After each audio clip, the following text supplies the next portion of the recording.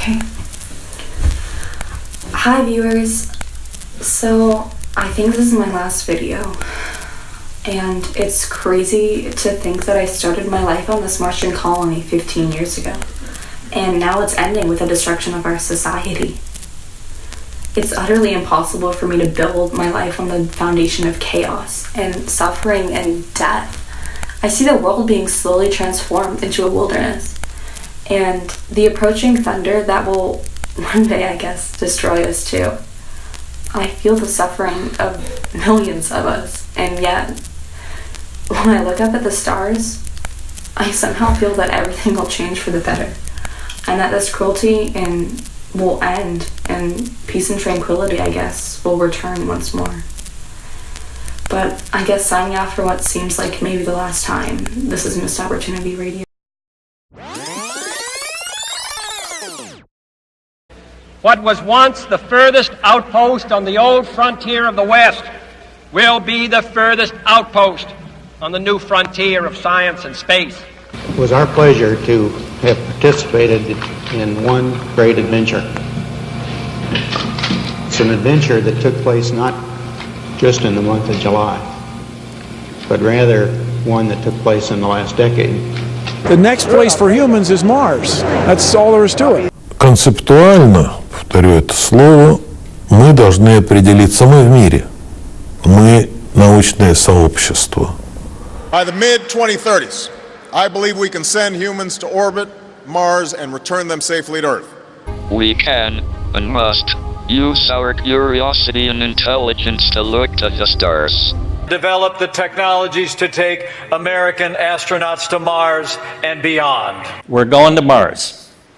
Not just a few astronauts, thousands of people are going to colonize Mars, and I am telling you that they're going to do this soon.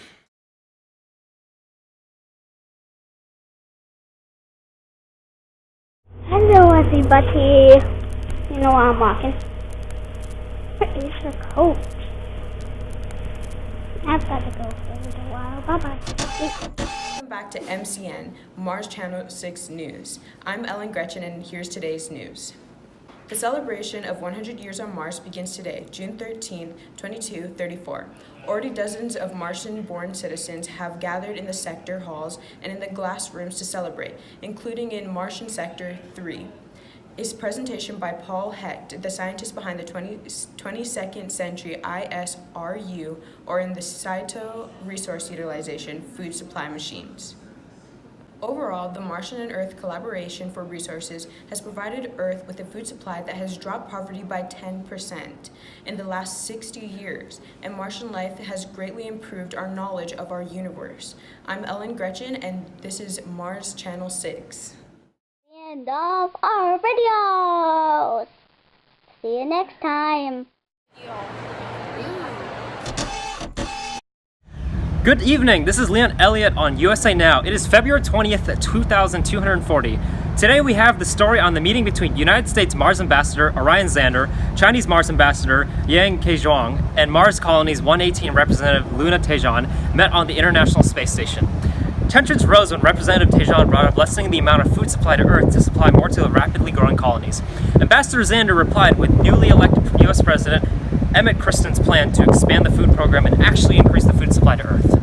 While neither Zander nor Tejan left with an agreement, Ambassador Kezhuang was able to expand Sector 3 and 6 in order to host new immigrants to Mars, as well as a program to send any Martians to Earth to visit family. However, stricter laws of interstellar travel has been enforced between several Earth nations and will be passing through Congress today and tomorrow.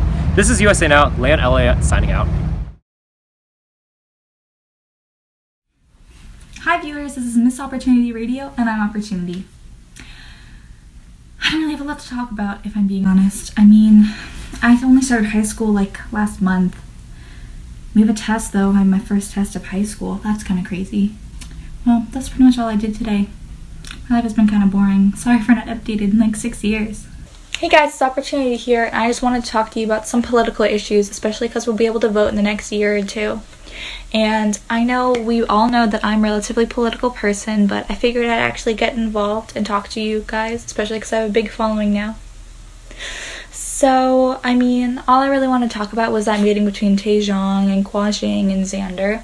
So, if any of you are in one of my classes, Taejeon talked to our class a couple weeks ago, and I know she wanted to improve the food here, especially because Earth has been polluting their environment for so long and not been doing much about it, and their food supply is like severely decreased, and they're only at like 5 billion people now from 7 billion in the early 2000s. So I mean, obviously we should be supplying them with things, but we shouldn't be their only resource, you know? And I figured I would tell you guys about that. I mean, I just don't think that there should be like any talk of war whatsoever. It's crazy to think that people used to go to war over food, and now it's just like a basic human need. Like, it should have always been considered a basic human need. I just feel like everyone should be able to have equal opportunity to have the resources for that. But we also have a responsibility to ourselves to make sure we're supplying it equally, you know? Okay, well, you guys said I should get bangs, so I'll listen.